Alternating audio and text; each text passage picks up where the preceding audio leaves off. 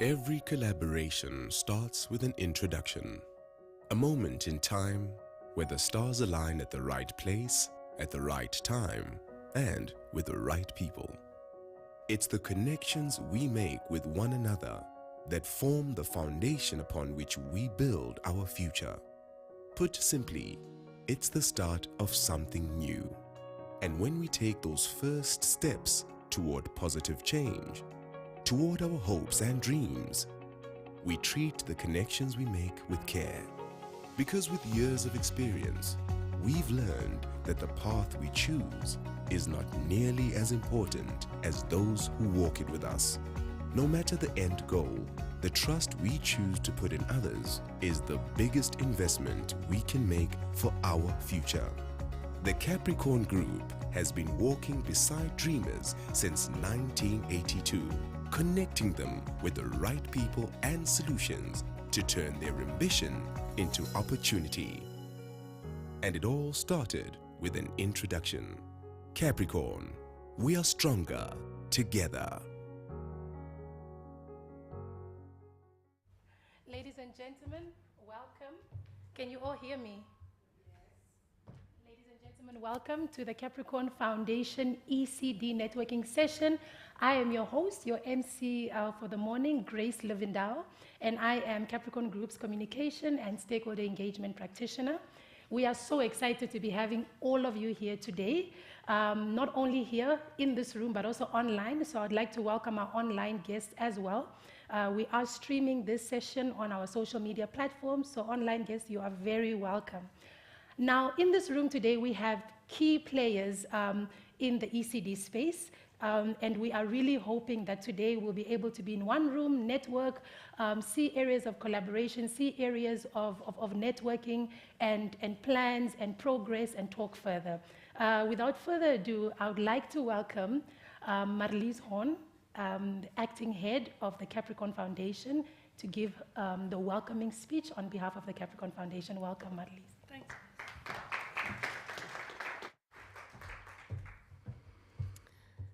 Desiree Matthias, the Presidential Advisor, Youth Matters and Enterprise Development at the Office of the President. Loide Velishawu, Deputy Director for ECD in the Ministry of Gender Equality, Poverty and Social Welfare. Martin Suur from the Botnar Foundation online. Welcome, Martin. Colleagues, ladies and gentlemen, welcome to the Namibian Child Early Childhood Development Networking Session. The Capricorn Foundation is proud to be able to create this platform that brings together key role players in the field of early childhood development from both the public as well as the private sector to share the need as well as the scope of ECD efforts across Namibia. A safe, healthy and conducive learning environment is critical for children to maximize their early learning and to build a strong foundation for their development. That is why the Capricorn Foundation and all key stakeholders here today see the need to invest in quality early childhood development for the future well-being of the Namibian child. Our hope for today is to better understand the landscape of ECD, to see where the critical issues within ECD lie, to connect stakeholders in the field by promoting collaboration between government and NGOs and also amongst NGOs themselves. At Capricorn, we take our corporate social responsibility very serious, and our strategic choices provide for a strong drive towards social development and social investment. The Capricorn Foundation was established in February 2020 as a non-profit association, and we received our welfare registration shortly after. And we act as the group, Capricorn Group's vehicle for our social responsibility initiatives. But we didn't start in 2020. Our flagship brand, Pangwindhoek, started in 2000 with their efforts in corporate social responsibility. And I'm proud to say that it's no April Fool's joke, but today Bank Windhoek is celebrating 40 years of existence.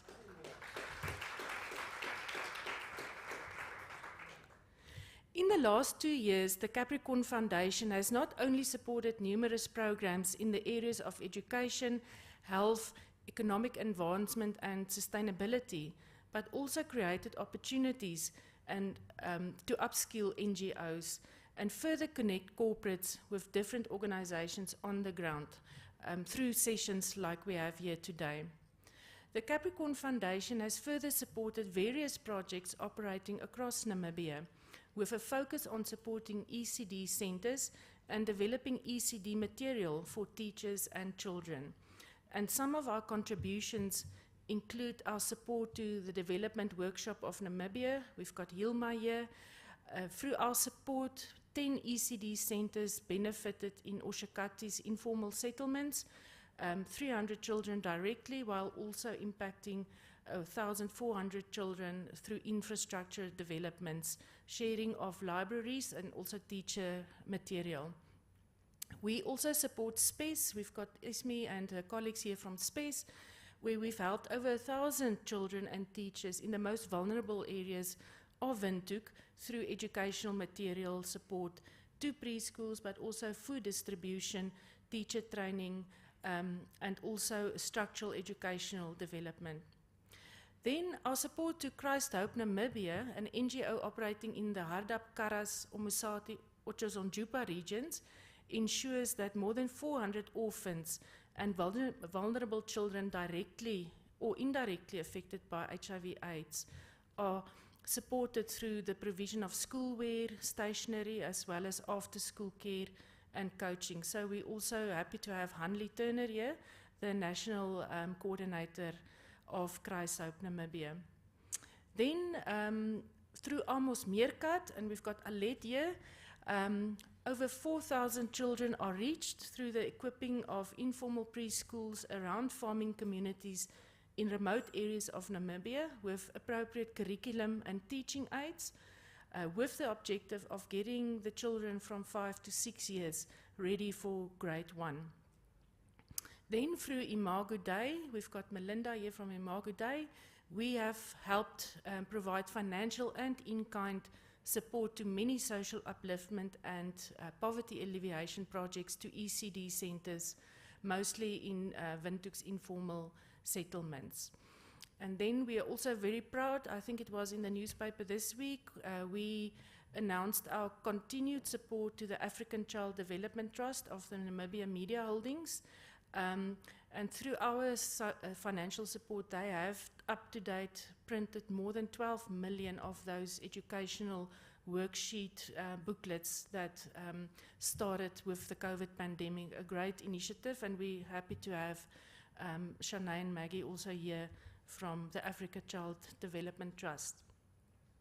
So the Capricorn Foundation is really proud to partner with and support like-minded organizations that operate within one of our primary focus areas, which is education. And together with these partners that I've just listed, we remain committed to transforming lives and to be connectors of positive change by making a profound and lasting impact on our communities. So in conclusion, high-quality early childhood development gives children a strong foundation for their future education. And research shows that children who have access to quality education from a very young age are more likely to start their formal school education equipped with the cognitive, social, emotional skills that they need to thrive and to contribute eventually to our economy. So, investing in children can be seen as economic development and poverty alleviation as well. Like I said in the beginning, today we really hope to spark conversations around the importance and benefits of ECD and investment into ECD, the plight of the Namibian child, the landscape of ECD, as well as the role that the private sector can play. And I'm happy to see a lot of the private sector companies represented here today. So let us continue to take hands and come on board to support ECD. I want to conclude with this quote from Benjamin Franklin: "An investment in knowledge pays the best interest." Thank you. Thank you. Thank you, Marlies Horn. Indeed, the Capricorn Foundation is doing quite a bit of work there. Up next, I would like to welcome a representative from the Office of the President. Please, can you put your hands together for Desiree Matthias? She is a presidential advisor. Oh, thank you. She is the presidential advisor, Youth Matters and Enterprise Development, and she will just share a little bit on Namibia's social development focus area. Desiree, you're welcome.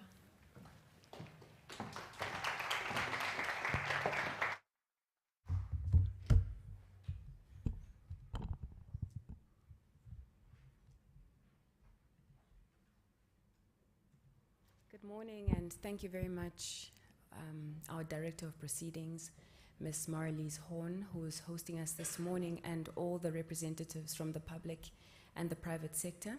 As introduced, my name is Desiree Matthias, and I serve as President Geinkop's advisor on youth matters and enterprise development. But with regard to our development plans, specifically the Harambee Prosperity Plan and the National Planning Commission, I serve as the pillar champion for social progression, which is the third pillar of the HPP2, and I also serve as a commissioner for the National Planning Commission, overseeing the development of NDP 5 and now 6. For today, I've been requested to focus on providing an overview of government's policy and strategic intent on integrated early childhood, integrated early childhood development, and the social investment and opportunities for collaboration. I think we're all familiar with, and my colleagues at the back are going to assist me with the scrolling. The COVID-19 pandemic has really highlighted the shortage of the most basic infrastructure when it comes to education, particularly water, sanitation, electricity, and internet at Namibian schools. And these gaps threaten to exacerbate the disparities in income and poverty over the long term. The education of the Namibian child is a right that is entrenched in our constitution, and it is one that the government has endeavored to improve the parity and the quality by introducing universal access to education. In our country, primary education is free and secondary education is free. Not free, but rather delivered at the cost of the government at a highly subsidized rate. However, more than 10,000 learners are dropping out of our schools annually, and this leads to a very high attrition rate, with 2 out of 3 of school learners coming from rural areas currently unable to proceed through to secondary and tertiary education. This attrition rate is a risk on the investments that we are pouring into our education sector and into the prospects of the Namibian child. Approximately 89% of our public schools currently do have access to the basic infrastructure of water supply. However, there is need to secure infrastructure such as electricity and internet to close the digital divide and to ensure that there is equity in the delivery of education, more so now that we are entering the transition of digital education, e-learning and e-teaching onset by the COVID-19 pandemic. With that said, the HPP2 focuses on social progress, and social progress is really the heartbeat of the HPP2. This is the pillar that talks to human development and matters of the quality and the dignity of life. This is a pillar that seeks to redress the disparities, the social deficits in education, in health, in poverty, including hunger, poverty, and gender-based violence. This is also the pillar that is very central to the President's war on poverty and eradicating inequalities. And ECD has been prioritized under the social progress pillar of the HPP2. This time around, you may be familiar that in HPP1, ECD was not included, not because it is not a priority, but really because government is trying to take a very focused approach in redressing the social deficits that affect our communities, and also acknowledging that if everything is a priority, nothing is a priority. But we do recognize that there's a phenomenal diagnostic and perhaps a contradiction in the quality of the product, the investment that we're making in primary school, and how that product is ill-prepared to perform in secondary and tertiary school. And that is why we went back to the fundamentals and seek to pour and intensify the investment into what we are calling integrated early childhood development. It is important because when you address child nutrition, when you address child education at the first 1,000 days, this is a long-term investment, an investment not only into human capital for today, but it also has a triple dividend. It affects the performance of the children for the next generation, tomorrow, and the future workforce. The location of ECD is under Goal 4. Goal 4 is the pillar that is focusing on improving the access and the quality of education, including early child care. As an overview of our early childhood education capacity in the country at the moment, our country currently has 3,100 integrated early childhood development centers across the country, of which 900 are privately owned and 2,200 are community owned and managed. The ECD mandate is a mandate that has moved across different sectors of government. It has moved from the Ministry of Education and now resides under the Ministry of Poverty Eradication, Gender Equality and Social Welfare, because that is the ministry that has the policy oversight on child welfare as well. But they do work collaboratively with the Basic Education Ministry. There are large disparities in access to ECD for children in rural and urban areas, with more children in rural areas unable to access ECD facilities. And some of the challenges that we are looking to redress include the underqualification of educarers, perhaps because of a lack of standards and accreditation mechanisms. And it is evident that children are beginning life at different levels, which could exacerbate inequalities in the long term, particularly if you look at the rural-urban divide. So it is a matter of quality, and HPP2 is seeking to address the quality outcomes of ECD during the period 2022 to 2024. In this regard, we have a number of strategic activities under Goal 4, and ECD specifically, we're looking at 4 interventions. The first one being to improve, or rather to review, the IECD policy, which framework has been reviewed, and the draft is being formulated by the ministry, who I understand are represented here this morning. And this framework is due to be adopted 2022. It is important that the stakeholders represented in the room today have an opportunity to be consulted, to make inputs to inform that very important review and formulation process for this national IECD framework, which will determine the thrust of the government and the policy priority for the next 5-year term. Secondly, government is seeking to not only assess but also to register IECD centers in accordance with minimum standards that we are going to set, so that even those ECDs that are community owned and community managed, they comply to a minimum standard of requirement and delivery. This is in an effort to standardize and to harmonize the approach to delivering ECD, but also to ensure that we are managing the disparities between rural and urban centers. Thirdly, there is a need for the state, with the support of private sector, to increase the educarer subsidies to those ECD centers that are community-based across the 14 regions. Currently, the Ministry of Poverty Eradication issues a subsidy to 1 educarer per center from those that are community-based. But of course, we recognize that this is inadequate. There is a significant shortfall of human resources in educarers, but there's also a significant shortfall in the value of the subsidy that government is able to disperse to educarers.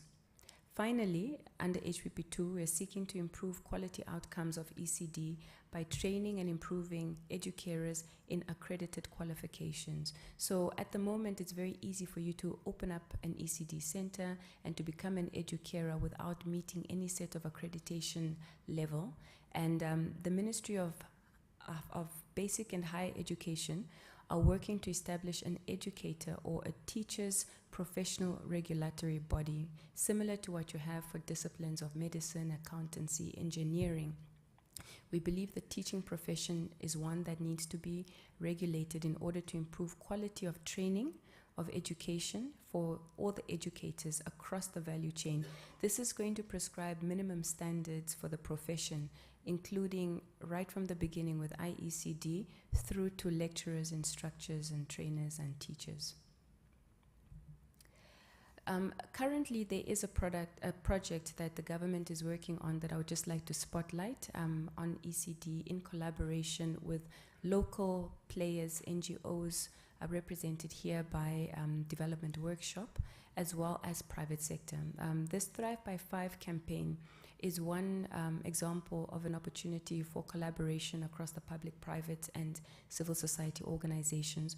We are developing a holistic capacity building, teacher training and education, parent training and education campaign that is locally developed to fit and to speak to our local context in terms of culturalization, languages, and different community behavior, so that we can reach the most remote communities, the most remote parents, and help them with the basics of childcare, antenatal care, postnatal care, nutrition, and the first 1,000 days, but also to support and to strengthen these community-owned and managed centers to be able to deliver more improved quality education for this early stages. This campaign will be launched in the country in July 2022, and certainly we will ensure that a critical mass of you are represented at that launch as stakeholders. It is being spearheaded by the Ministry of Poverty Eradication, Gender Equality and Child Welfare. The next slide is an overview. If we had to quantify the types of opportunities for collaboration, it's a request that was made quite specific by Capricorn Group to say, can you provide a very specific overview of where the need is, and if private sector wanted to hold hands with government, how do we come in? So this table that is presented before you tries to quantify that need. If we had to look at delivering ablution facilities in terms of social infrastructure at our schools, there's currently a need of 1,075 ablution facilities, or 4,300 over the term. The 1,000 is for the year, and this comes in at a cost of 537 million.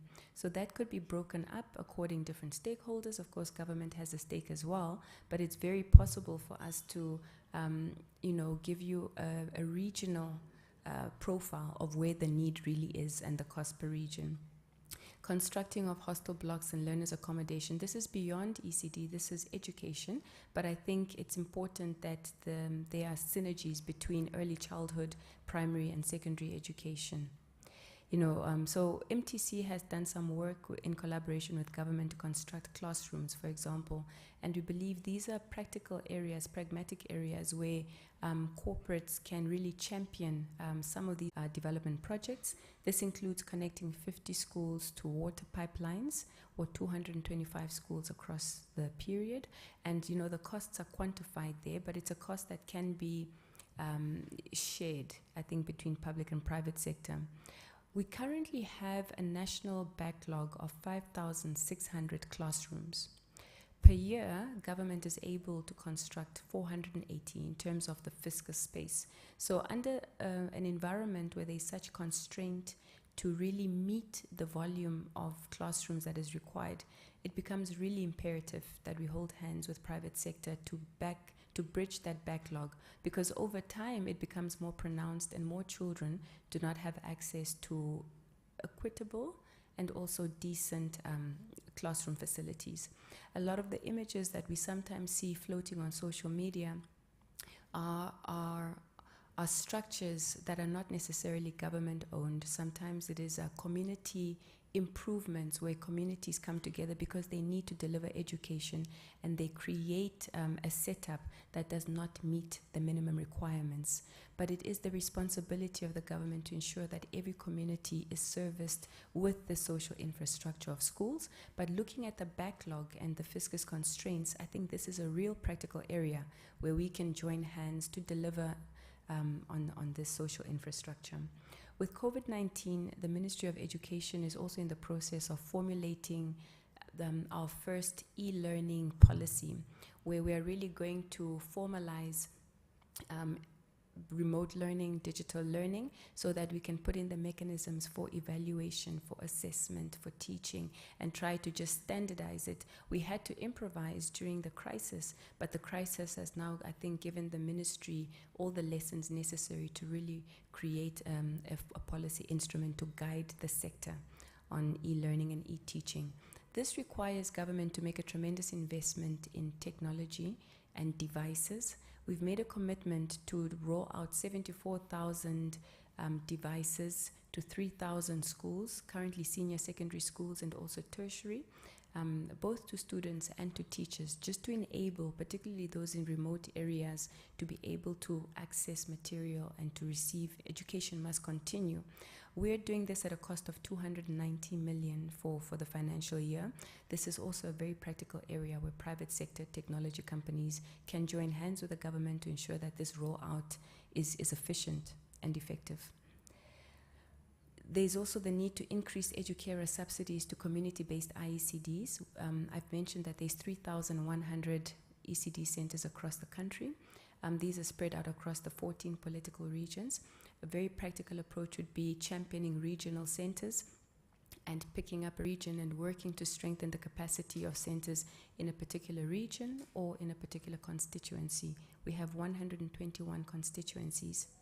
The need there is about 240 personnel, human resources, that need to be recruited at a cost of 1,500 per month. So you could quantify it at about 5 million. It becomes very practical when you break it down. We're also looking at rolling out an internship and apprenticeship program, but I think that is, you can move to the next slide. That is work that is in progress, and I think when the modalities have been designed, everybody will be able to identify which contribution they can make in terms of assisting young people to gain the necessary work-integrated learning opportunities. In terms of school feeding and nutrition, this is a hallmark project of the government. It's a very expensive project, but it's an important one. And again, COVID-19 has taught us the necessary lessons. During the lockdown, when children were not able to go to school physically, it also impacted child nutrition, hunger, poverty.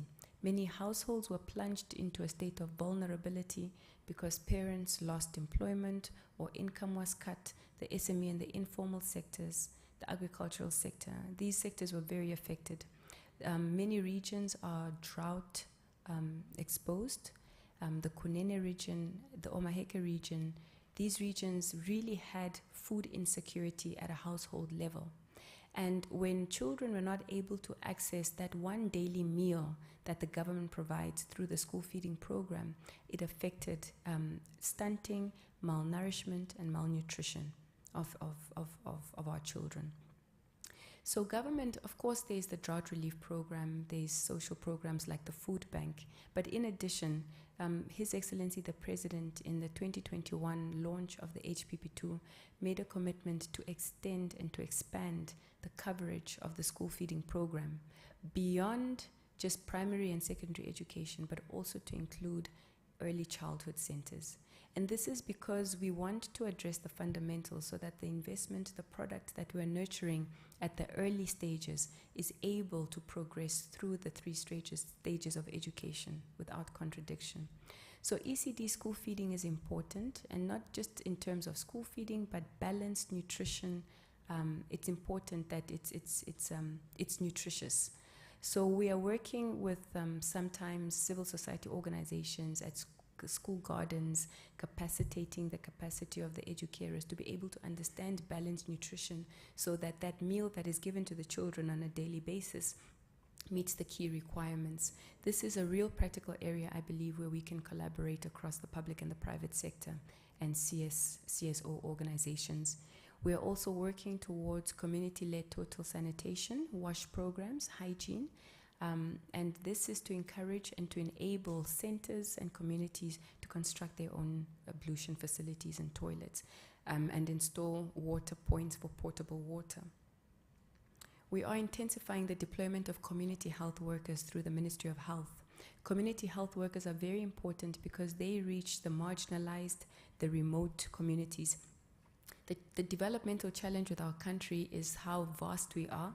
So you have pockets of communities who sometimes live in severe poverty, and they are unable to reach the public health centers, public education centers, and there's a relationship between poverty, hunger, and education. Usually, the more remote communities are not able to continue with education because of the distances that they have to walk to reach facilities.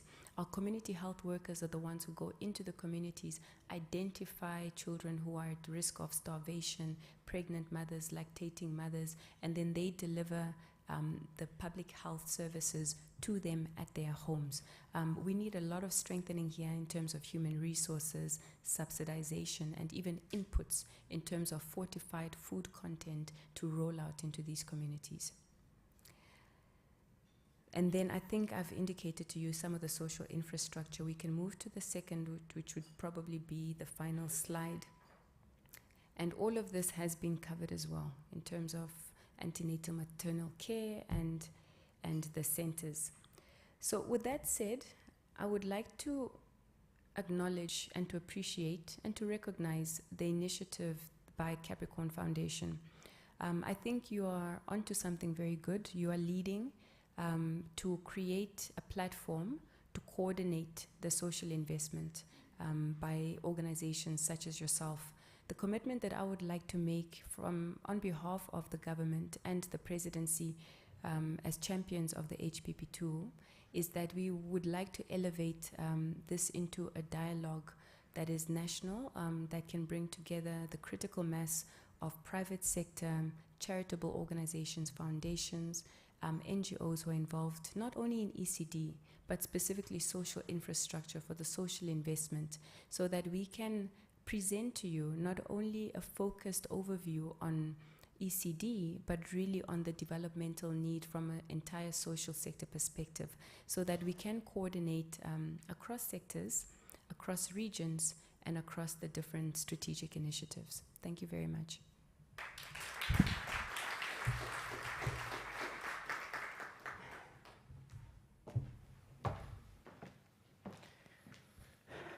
Desiree, thank you so much for that. Really very informative on the national development focus areas, HPP2, our development goals. So thank you so much.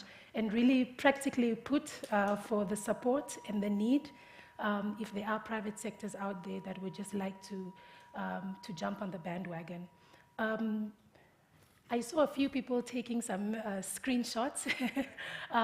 I did mention that this is being streamed live on social media, so you are welcome to go now. I believe it's on Facebook and YouTube, so you can go back and also just look at the 8 years. So the first day the mother fell pregnant, we count already ECD, up to 8 years. And it's very critical for us to take care of that, because once we take care of this one, we take care of the country. And the ones we mess up that period, we mess up the country. This is particular an important stage. I'm happy that here we have parents, and they might already know this, or if they are not here, we have parents, and they might already know this, or if they are not. This is your takeaway. The child's brain develops within 5 years, 95%. That is the development of the mind of the child. So once we mess up, and then we say we are waiting to the child to be big, then we are late. to nurture the child in the right way.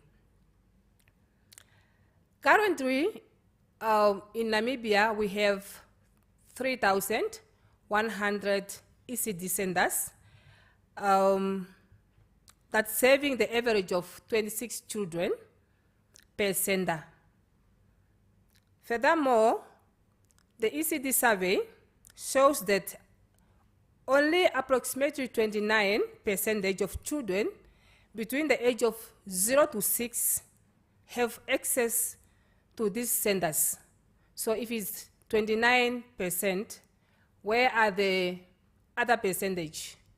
So we have to wake up, fellow Namibians.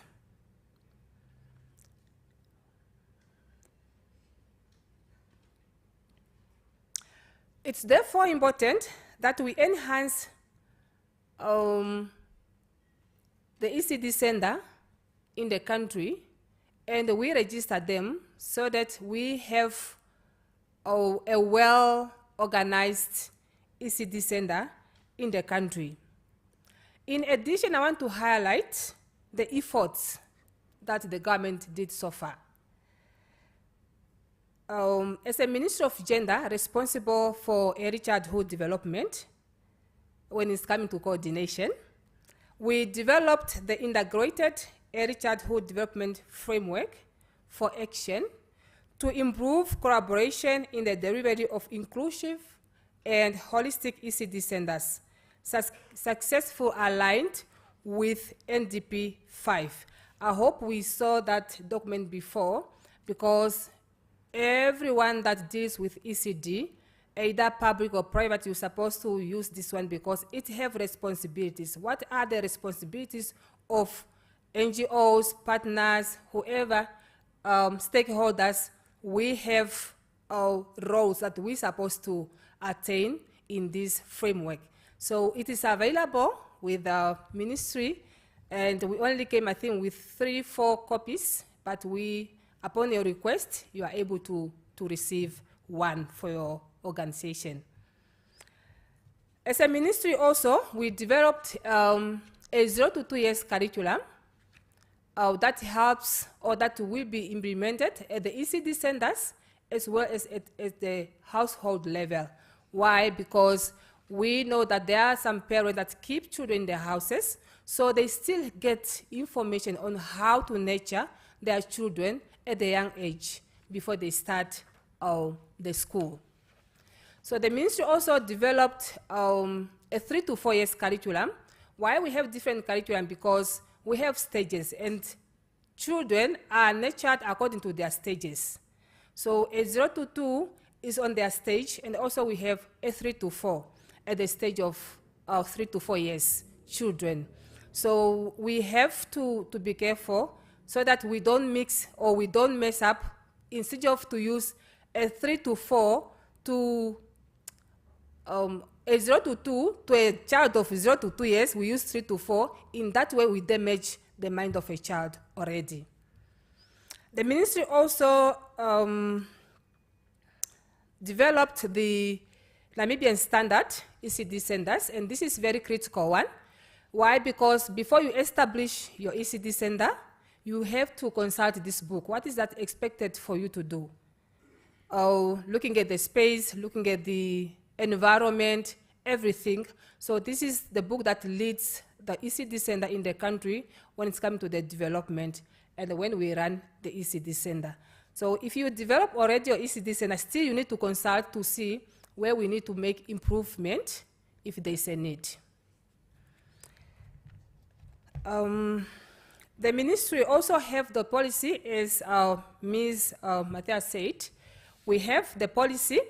I don't know how many of you have been seeing the policy. It's it's available. The National Integrated Early Childhood Development Policy is a 2007 policy, but it's under review now. We are expecting to have a new policy very soon, but still we use it because we don't have the other one complete.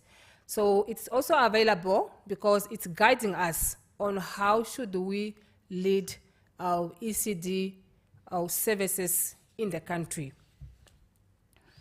The ministry also, or our parliament, passes the Child Care and the Protection Act, Act number 3 of 2015, to set out principles relating to the best interest of the child. When you have your gender that facilitates the needs of the children, not necessarily the ECD center. ECD center is also part of it, but the facilities that also helps to whatever facility that runs with early childhood development, whether ECD center, where the nurturing takes place, or maybe the aftercare center, you have to register in compliance with the Care and Protection Act. So it is available online, and we are implementing it. I also want to highlight that the ministry also providing the subsidy to 1,307 educators in the country. Not necessarily a salary, but it's an allowance to the community-based ECD centers, more those serving the ECD centers in rural areas or from the marginalized communities. Saying that, we also reviewed the assessment tool. The assessment tool is used to assess your ECD center, if there's someone maybe running ECD center here, for us to see whether you comply with the standard. So now we have a system, or we are developing the system, that once we assess your ECD center, we are able to register, and we are able to give you or issue you the certificate that says you are registered official for 5 years only. After that, we have to redo the assessment again. Ladies and gentlemen, through much has to be done. Even though the government did that, still much to be done to scale up access to these services and improve the quality of services for all children to receive a good part in ECD for better primary and the later secondary education. There is still much to be done, as ECD center across the country operates without sufficient materials and equipment, well-educated or trained educators, proper infrastructures, and hygiene facilities, as Ms. Daisy already highlighted. So we realized that mostly we are more in classroom rather than being on the ground, on the playground, because children are learned through play. They don't learn through be taught like the way we sit here, no.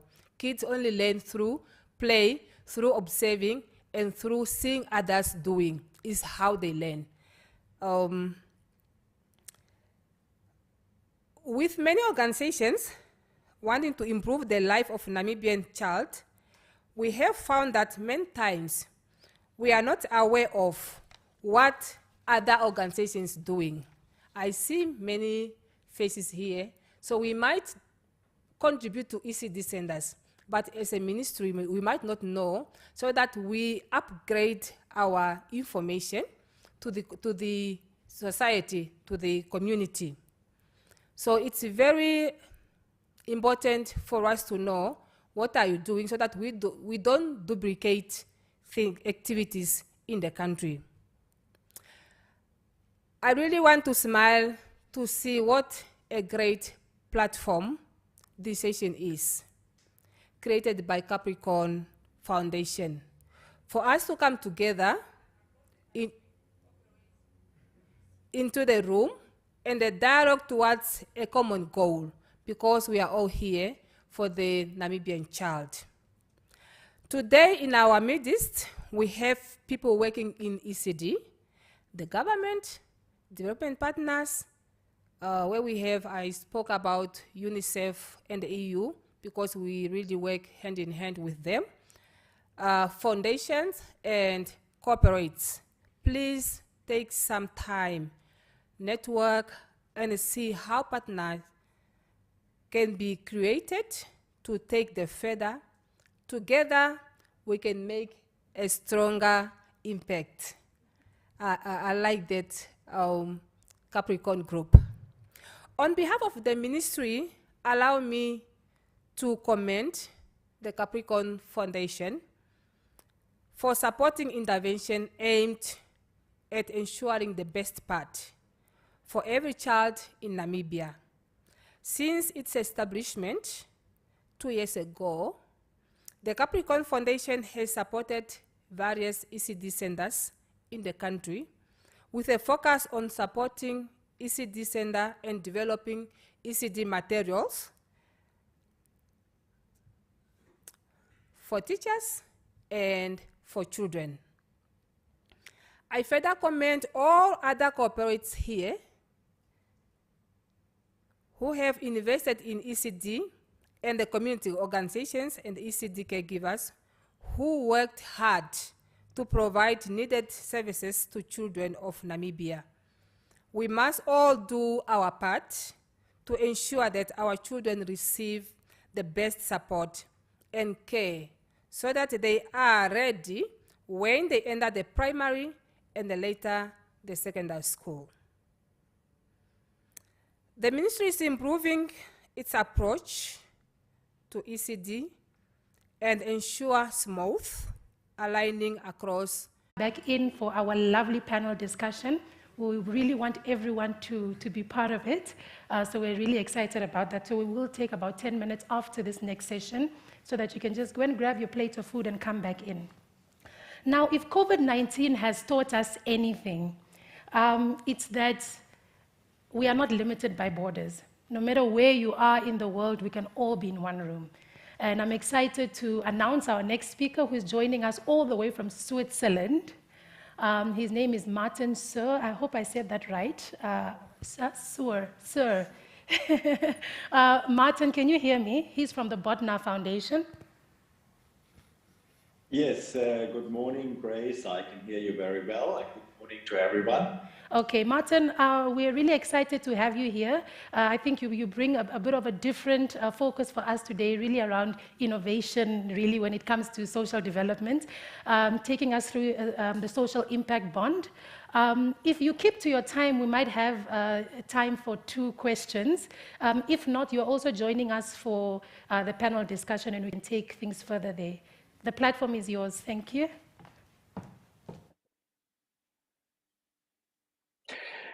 Thank you, Grace, and thank you everyone in the room. Thank you that we can participate this morning in this important session that was hosted by Capricorn Group, the Capricorn Wealth Group. Greetings from Switzerland and greetings from Fondation Botna, who is a stakeholder in the ECD landscape and the ECD support landscape in Namibia. I will give you a short presentation about what we are aiming to do with Fondation Botna in the space of ECD support.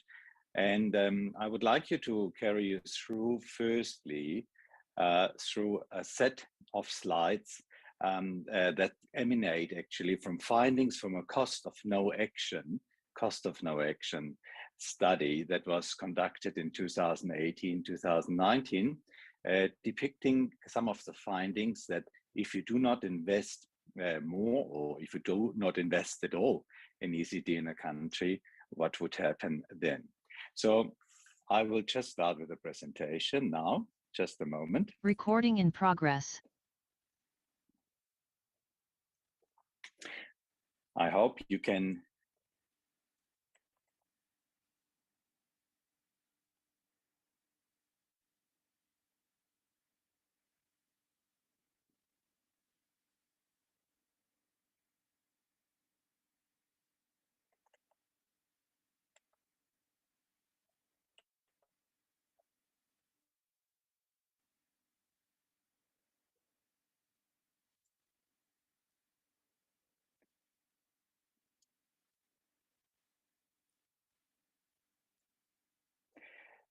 So I hope you can see what is on the screen, even though we are in Switzerland, you are in Windhoek. Can everyone see that? would like to have a more detailed look at social impact bonds as a funding solution for early childhood development in Namibia.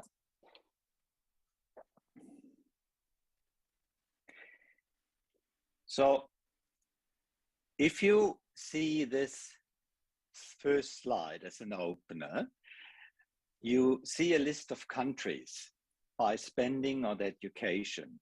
And you mind well that we have got about 190 countries on Earth, and you see the list starting with Cuba, Micronesia, some islands, Marshall Islands. And at the 7th place here, we have got Namibia. At 7th place, Namibia, coming among the first 10 countries in the world, spending most of its percentage of GDP on education. You see data is from 2012, but it changes and varies, you know, in terms of exchange rates, in terms of post-COVID.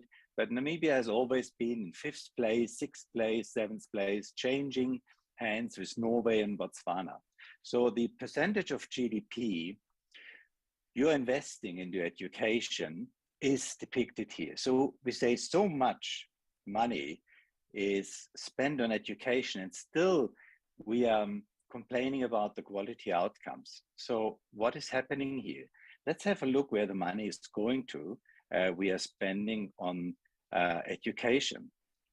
So if you see what we spend on ECD, it's 294 per child per head, in pre-primary 4,037 per child per head per year, in primary education nearly 16,000, in secondary education a bit more than 16,000, and in tertiary a whopping $56,564 per student per year. So you can see the house of education is built on a very shaky foundation. And I think we all admit that ECD is really the foundation of education.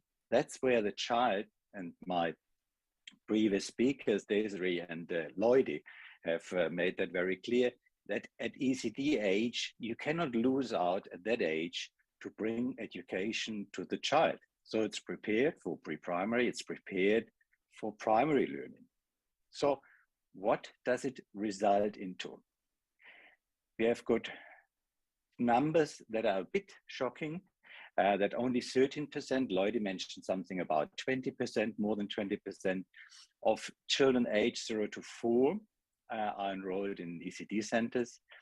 Only 31.4% qualifying children are enrolled in pre-primary, and most educators at ECD centers are unqualified. And that contributes to a high repetition rate in the first grades in primary level. I will come back to that later on. So if you look at children that are coming out of pre-primary or very good qualified ECD centers, they enter grade 1, grade 2, they pass on to grades 3 and grade 4, and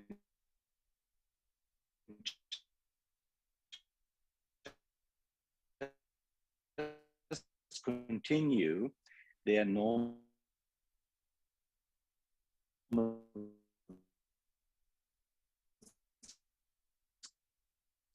school life. And I think that is very well known, you know, maybe to keep up with the curriculum, with the demands in there. Then the other cohort is coming in the next year, the classes fill up. There are more children, and the quality of education is not improved. More children are coming in, and the children are not really qualified to pass on to grade 3. So we have got repetition rates of 19% in grade 1, 15% in grade 2. And later on, we have got in grade 4 even, again, quite a high repetition rate. And I'm showing you as well why that might be. So when we have got the overcrowded classes due to repetition, and there's lack of infrastructure and space, We have got those who are qualifying, going to grade 3. And then we have got those who are too many in the classrooms. So you push them forward to grade 3 without being really qualified. And they have to carry on their own in grade 4 and 5 until they probably drop out in grade 7 without really being qualified at all. So what is the future here? What is the solution here? We have to invest more money. I think you agree with that. Down there, the foundations of that house of education have to be broadened. It can't be and can't remain top heavy as it is now. If you remember building a house, and many of you have witnessed that or done it yourself, if you don't invest properly in the foundation, the consequences of not having good foundations later on are very expensive to fix if you can fix them after all. So let's have a look at a model where we can invest more into ECD apart from the public investment. So the study in the cost of inaction says, and that's for you bankers in the room, listen carefully. If you invest $1 Namibia into ECD, it says the returns, and that's where you are now listening up. It's not one-fold, two-fold, five-fold, it's 17-fold. So during a lifetime of a child, the returns are 17-fold. To cover that in percentage, that's 1,700% return. So that is unheard of. So we should all rally to invest our money really into ECD, isn't it? So how does ECD investment creates value? We have got, on the bottom, we have got healthier children due to school feeding, due to holistic care, as we heard from the previous speakers. We have got healthier children, and therefore we have got less opportunity costs, health opportunity costs, less chronic diseases that carry on during lifetime. With healthier children, we have got reduced repetition rates. You know, the repetition costs the government 1.5 billion a year. That is about 11 to 12% of the education budget. So reduced repetition rates give savings, and they increase the graduation rates later.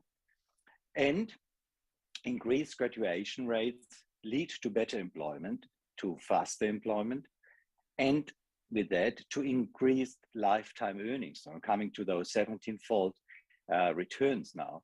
And that, of course, gives much better GDP growth. It benefits the country nearly directly. So in a matter of maybe 10 to 15 years investment, we find these returns are really happening, and the returns are happening in figures, in true figures.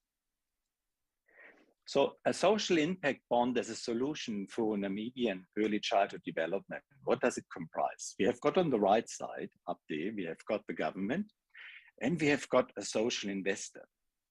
Investor, yes, we have got a service provider, and we have got an independent evaluator. Those are the four elements you talk about if you talk about a social investment bond. We know all about bonds. We know traditional bonds in government or banks. There's an issuer, in our case, government. That's the traditional way. And the borrower gets money from the investors. He pays with coupon repayments back to the investors. And at the end of the period agreed on, the principal repayment comes into it. So that's actually a traditional bond. And the investors normally, they don't look of what the money is being spent on. You can use it, you can build infrastructure, many things. The investor is looking only at the return of investment, say his interest, and that he gets paid back the principal amount. So how does it compare with a social impact bond? So you have an overview of the structure of a social impact bond. On top, you have got a social investor here. Social investor who would like to invest money into a social course, educational course in a country. And this social investor is getting money from outside or where he ever sits, and says, I want to invest into a course, and I'm having an agreement with government about what we want to achieve.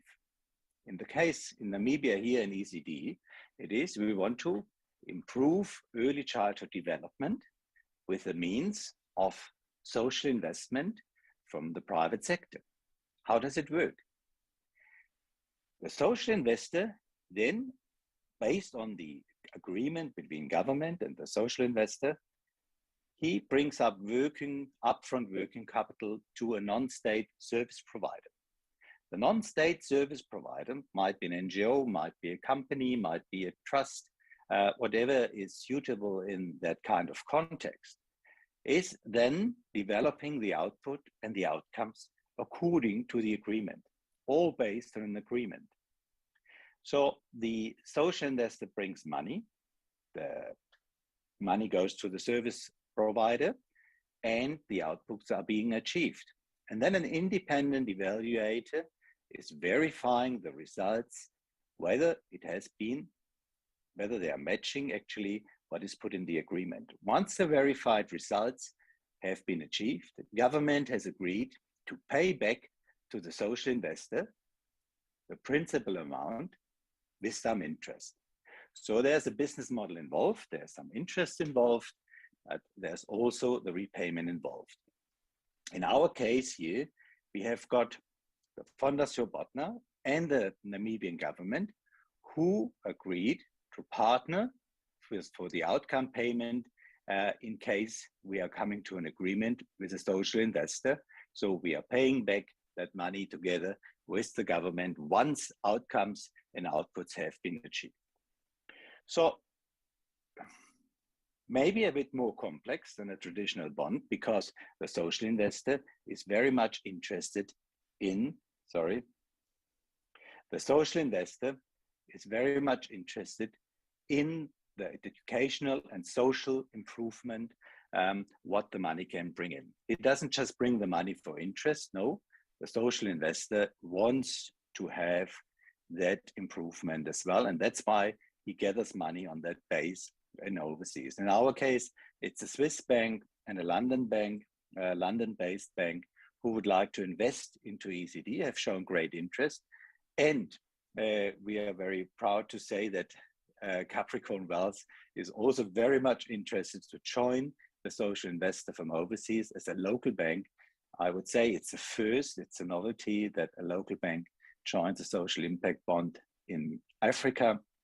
And we really appreciate that and have to put it very highly up. Please remember that. So the social impact bonds guarantee investment success is by ensuring visible value for money. So you have to come up with outputs and outcomes. You have to generate economic gains for government. You will be cheaper than government implementation and faster as well. And thirdly, you can engage additional ECD investors, all those who are stakeholders as donors from the embassies, from the multilateral and bilateral partners we have got in Namibia, can engage in that outcome payment fund, or they can later maybe engage as investors. But there is a vessel that really ensures that achievements, outcomes, and outputs for the benefit of early childhood development will be in place. So you put your money in a very safe place with a lot of return. So the social impact payment cycle, it's just an animation. It should start actually that in this year, 2022, the social investors, our Swiss and British and the Namibian investors will bring their money to the service provider in the country. It's not the beginning of 2022, it's a bit delayed, maybe the middle or towards the end of this year, based on an agreement, as I showed before. Then the 3 years following that, there will be an implementation period in improved learning environments, educator training, for example, school feeding, meals depicted here in this case. And this will end the first phase the end of 2024. By the end of 2024, we have got a verification period where an independent verificator will verify the results. Has everything been achieved? And I think during implementation that will be happening as well. It's not just at the end, it will be a continuing process. And then by 2025, and the project's still ongoing, we have got about 90 million that is being invested. Half of it is being paid by the government, half of it by Fondation Botna, back to the social investors. And this again over a period over 3 years, and by both ministries who are partnering here in the space of ECD, which is the Ministry of Education, and the Ministry of Gender Equality, Poverty Alleviation, and Social Welfare.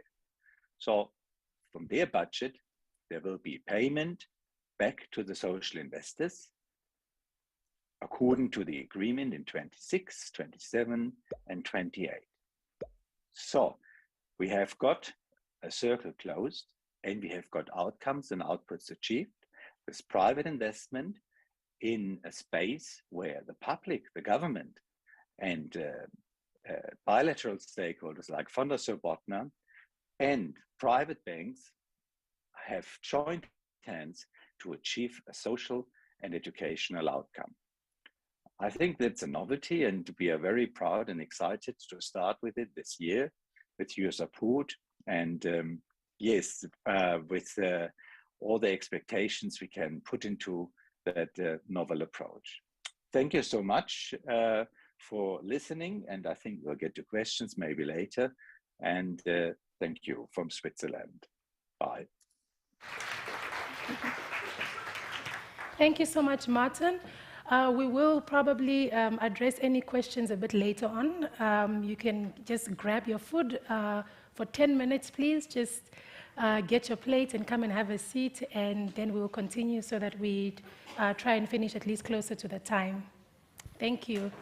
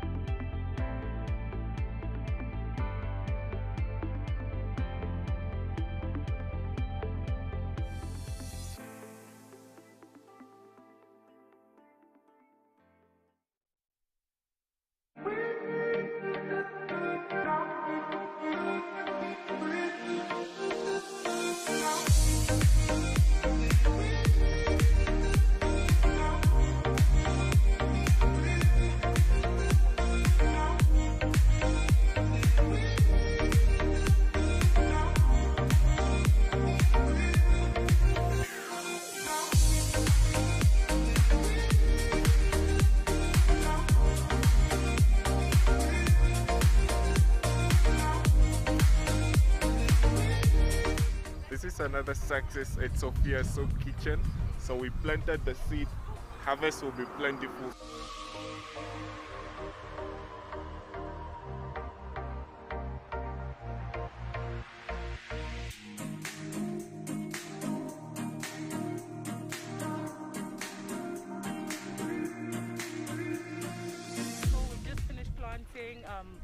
Carrots, tomatoes, and spinach, and we added a bit of phosphate and compost to enhance the growth.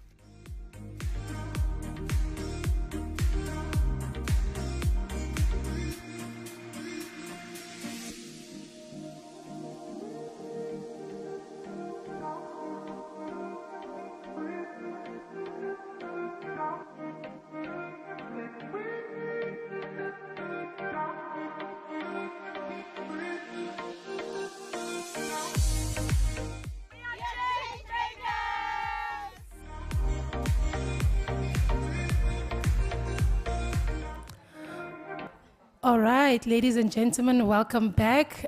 Please enjoy your food. During the panel discussion, you're welcome to go and get a little bit more, and afterwards there will also be food.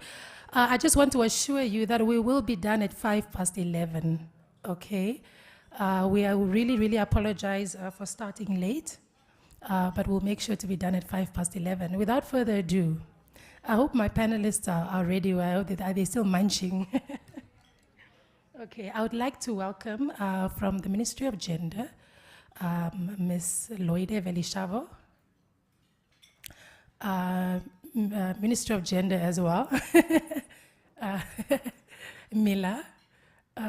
Mila, I can't say your surname so well just yet, so I hope you can forgive me. You're welcome to sit anyway.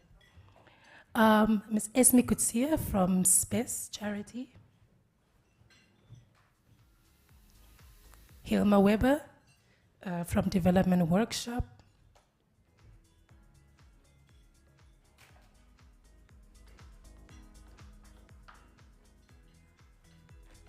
And Marlies Horn. I was about to say they were short a little bit. And Marlies Horn from the Capricorn Foundation. I would also like to just acknowledge Martin, who is also joining us online, who will also be part of the panel discussion. So it's not just females. Okay, how are you all doing? Maybe what we can do is just a quick introduction. Just your name, your designation, just to hear if your mics are all okay. We'll start with you. Thank you very much. Good morning once again. I'm really happy to have me here. My name is Loide Velishavo, Deputy Director, responsible for early childhood development in the Ministry of Gender Equality, Poverty Eradication, and Social Welfare. Thank you. Mila Cravinho, can you hear me? Okay, Mila Cravinho, I'm an ECD specialist at the Ministry of Gender. Good morning, everyone. Good morning, everyone. My name is Hilma Weber, ECD Program Manager at Development Workshop. Morning again, I'm Marlies Horn, representing the Capricorn Foundation. Good morning, everyone. I'm Esme Kutsia, and I'm a Director of Space Charity. Thank you, Carol. Martin, can you also just say something? Are you there? Yes. Okay. I'm here. Good morning, everyone, again. My name is Martin Suhr, Country Program Director, Interteam Switzerland in Namibia, and a representative of Fondation Botna from Basel, Switzerland. Morning. Thank you. Thank you so much. Thank you, panelists, for joining me on this stage. And audience, like I mentioned, we don't have to wait until the end. You're welcome to chip in as well. I will monitor everything quite well. We might not ask all the questions. That's why you are here as well. So yes, let us begin. I think the first question we'd really like to know is what ECD entails and also the importance of it. I can just throw it out there. Yes, maybe thank you for that question. And then maybe before we go into details to see why it is important, I just want to highlight, because we have components that we have to understand as we deal with ECD, to know the difference between ECD and integrated ECD. When I talk about the ECD, as I highlighted, it's the period from conception up to 8 years, where the child need a quality health care, need nutrition, early stimulation for them to grow. But we have integrated early childhood development services where we say these are the services offered by anyone to the child. So as a ministry, we have 3 or 4 ministries that are deals with early childhood development. So we have Ministry of Gender, yes, as from 0 to 4, and we have Ministry of Education from 5, okay, they can go up to grade 12, but now with ECD we say from 5 up to 8 years. And now we have Ministry of Health.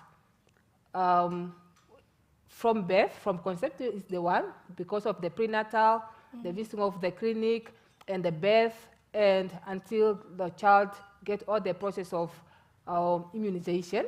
We also have Ministry of Safety, where the child has to obtain the birth certificate.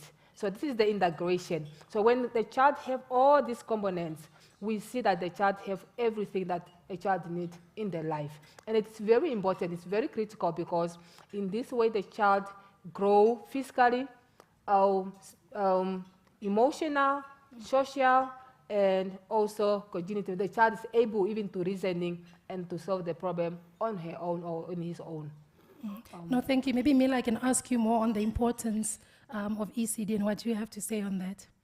I would like to add what Lorde said. So when we speak about early childhood development, we speak of the period from the conception up to 8 years old. And why is so much important? I think Martin from Botner Foundation, he just presented what are the long-term benefits of investing in early childhood development. But why should we invest and why is important? It's because, like our deputy director, she mentioned children developed holistically and physically, emotionally, socially, and cognitively. So in this specific period, it's where is the highest period where the brain develops and his capacity. So this period, whatever we are stimulating children, is whatever they are absorbing. They are like sponge at this age. So whatever we provide to the child, we are creating and we are building the foundation for lifelong learning. Mm-hmm. No, thank you for that. I'm going to jump over to Esme, and you know, COVID-19 has really affected you know, child education quite drastically. How has that been in your space in dealing with ECD centers? I think our biggest challenge, and I think it's also been mentioned this morning, is the parents losing their jobs. Children coming to school, more children coming to school hungry.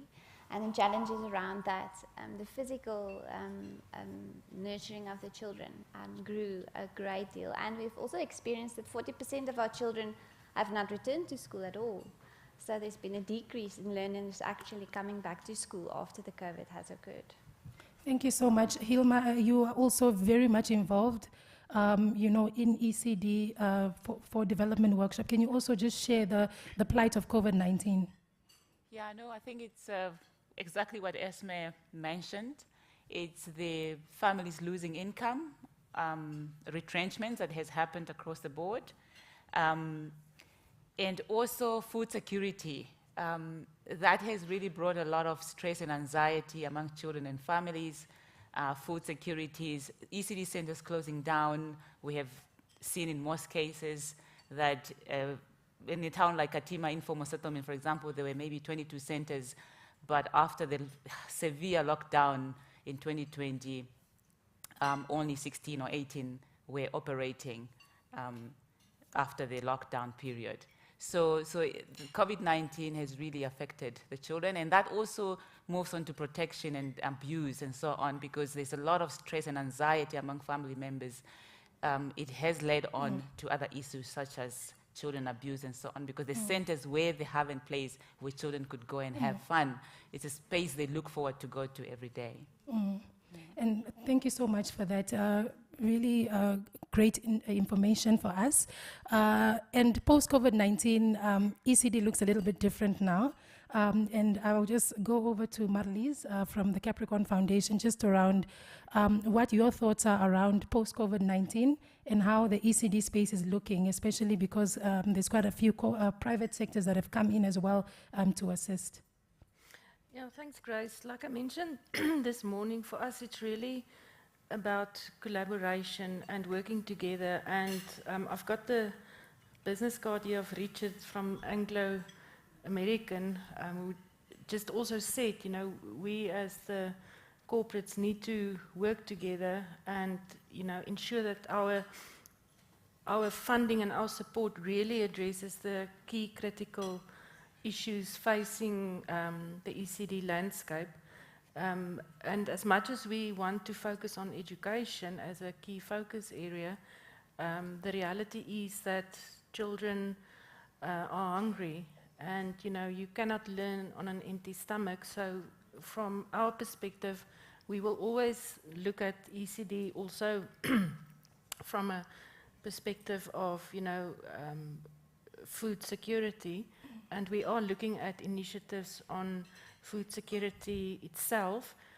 But in the meantime, we support a number of projects, including Space and Imago Day and others, who also focus on, you know, providing food to the children. And, you know, infrastructure is also important, the environment in which the children learn. So that is also something that we need to look at now post-COVID. Hopefully more children will come back to create a safe environment for them to learn. Mila, would you like to add anything? Are you okay? Yes, I would like to mention about the impact of COVID when it comes to the child development. So one of the things we experienced was with the lockdown, children need to stay at home. So they miss school. They miss playing with the friends. They need to interact with one another. So we compromise the development of the social skills and emotional skills. So children, they learn to play, they learn to cooperate with others. So the moment they were at home, they didn't interact in a group with their peers. So we compromise the development of that skills, you know, because emotionally they connect with others, and also they learn how to cope in the society through playing and adhering to social norms. So that, I think, when it comes to child development, that was probably one of the biggest impacts in the development and in the achievement of the learning competence and learning outcomes based on our curriculums. And another aspect I would like to mention is when it comes to the teaching practices or the teaching methodologies post-COVID, the problem is teachers, they are challenging the fact that classrooms, they are small, as you mentioned, the infrastructures, and now they need to adhere to COVID regulations. How do I carry out the implementation of the activities in such a small space, and I need to keep the social distance? So it's very much challenging, and also for the children, how do you carry out the implementation of the activities, but you need to keep the social distance? So I may say this, when it comes to child development, is other aspects which affect the development of children. Thank you, Mila. Thank you, team. You've really just highlighted well the challenges and what we're facing. And Martin, I'm going to just jump over to you. I know there was already a bit of a discussion on, you know, private sector, but I want to ask you the long-term and short-term benefits of the private sector really investing in education. Thank you, Grace. Definitely. As Marlies said already, how can corporates really look into that development? If you look at human resource development, I think we have to start in the very early years. If we invest as corporates in our future human resource, I think there's no better place to invest. The long-term results of this investment are really coming down while you're getting very qualified, healthy, motivated employees in your corporation, in your business. And I think that is a mutual benefit. And I talked about the return of investment. So it's self-explaining actually that investment in this area is long-term and it's worthwhile to do. Thank you. Thank you so much. I would like to just go a little bit on the positive note of things before we get to solutions. I just want the panel to share some success stories, around ECD. I know there's a lot of work being done. Maybe I can start from Esme over there. Just in your space, what has been done? What are some of the success stories? And I'll also just jump over to the ministry as well. It's wonderful. Over the last 15 years, the schools that we are involved with has really become pillars of hope in the community. The children that attend our schools, they go to these schools. These are safe spaces. Some of you have already mentioned that. It's a safe space for them to learn, to grow, to be taken care of. And they are school ready when they go to school. We have great success stories of children matriculating, children graduating learners that have gone through our program, that are graduating from tertiary educations and entering the workforce, Martin. It's really wonderful. We have partnered with partners in the community whom we have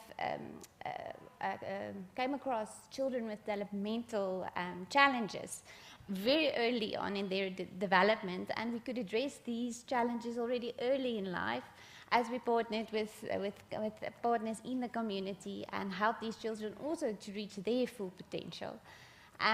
We have wonderful, over the past few years, built strong, mutual, respecting and trusting relationships with the community and the teachers in the community, and we have principals on our board and part of our leadership that help us with making decisions, which guide us, which advises us, and which helps us with the implementation of the projects on ground level. And I think one thing that I really celebrate is we've developed a day-to-day program, which we are empowering the teachers now with. And they're implementing it on the ground, and it's really helping the children to grow and to reach their full potential. I think with space, and I agree with Mila on the 4 important levels of development: physical, emotional, intellectual, and also spiritual. And because we have to help the children holistically, and I think that ties it together. But the success stories I give to the teachers and the children, the teachers that sacrifice so much, and the teachers that are every day in their classrooms making the difference, being there for the children, and the children, regardless of the challenges that they experience of growing up in very difficult circumstances, are giving their best, and they are rising above the circumstances that they live in, and that's really beautiful success stories. Thank you. Ms. Loide, over to you. Thank you very much. It's a success at the government. We really appreciate that we have documents and policies and regulations that are developed and then being implemented by government itself and also partners who are involved in ECD services. We do train educators, as you say, that they are really doing a great job in the classroom.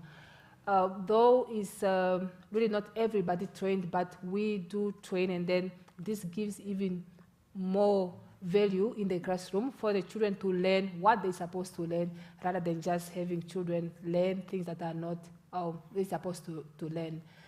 The other success maybe I can highlight is also the subsidy, that the allowance that we give, not to all educators, but to those serving ECD centers in rural areas or marginalized communities. So it's really a success to us in the way that these communities don't contribute not even a single cent. So someone just stand there out of love, out of patience, to be with children, but really there's nothing come out from the communities. We really look at it as is our story to tell. The other thing maybe I want to look at as a ministry or as a government is we have a national coordination body which coordinates the activities in the country. We have it at the national level and also at the regional level. So I see many of members that I see here, they are part of that committee, and it discusses things, especially during the COVID-19. It was really involved of what should be done, how should we, what message should we give in the public. So they helped the government to have value when they give this information in the community, and I really appreciate that one. No, thank you. Amila, I see you writing down. I'm sure you have a bit more to add. Yeah. Our deputy director, she just mentioned about our policies, you know, our successful stories when it comes to the implementation.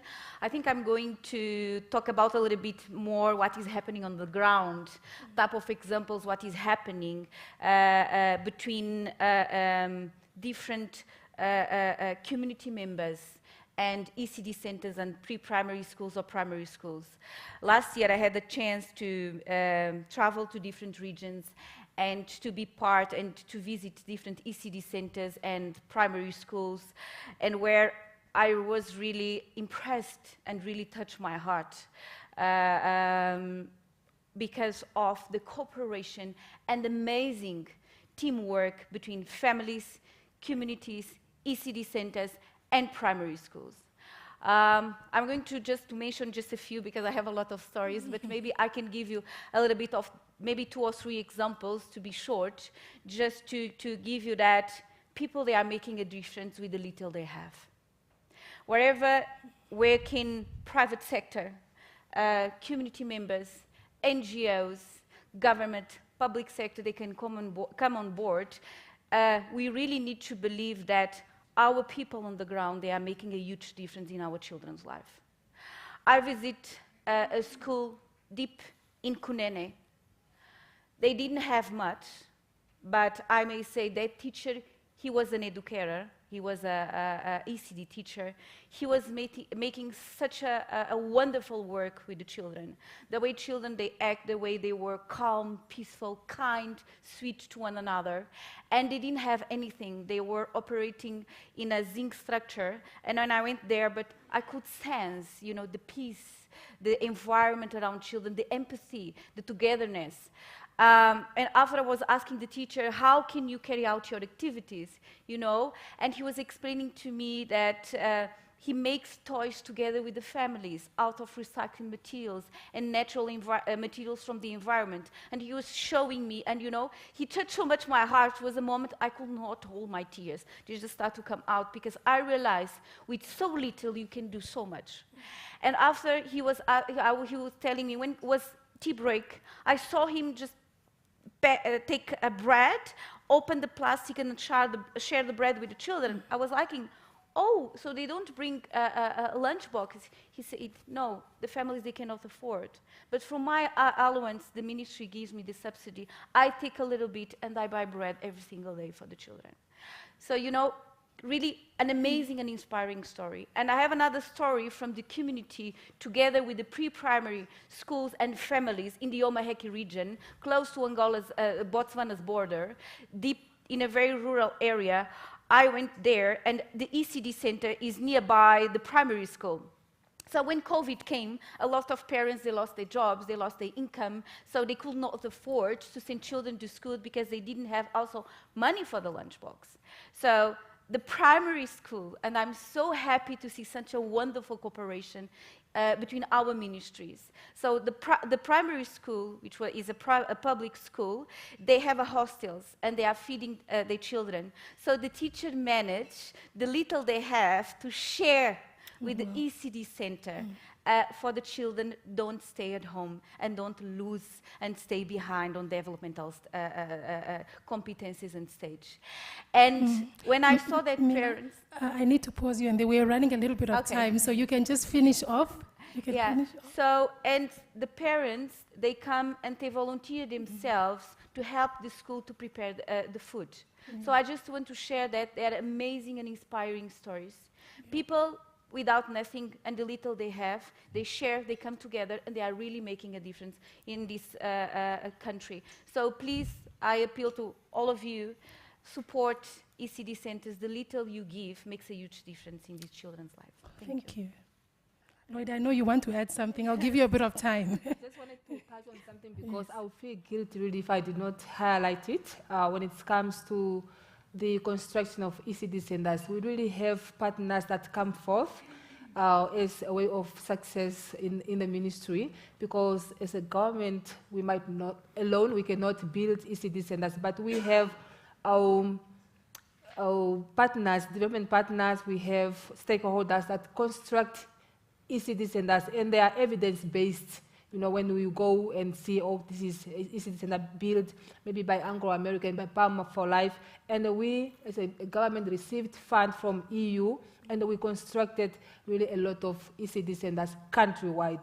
And this is something when someone sees that, wow, this is an ECD center, and that is what we want to have in the country, because it's well prepared, it's well planned with all the space that's needed in the classroom, based on our standard ECD center, with even because we're already having 1.1 space per child, so it's in COVID-19 said so we already have it ready with our guideline. Thank you so much. Those were really, really amazing success stories.